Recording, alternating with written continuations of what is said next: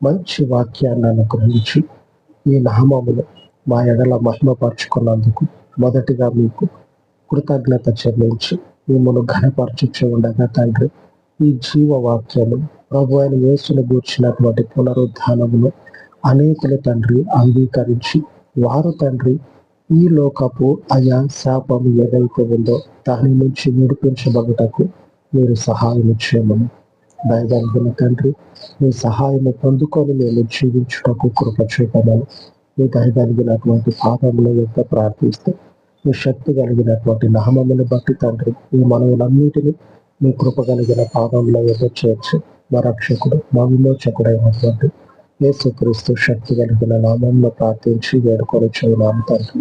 ఆమేన్. ఆమేన్. సర్వోన్నతుడైన మన ప్రభు కృప నిత్యము మనకు తోడయ్యుండును కాక. ఆమేన్. ఆమేన్.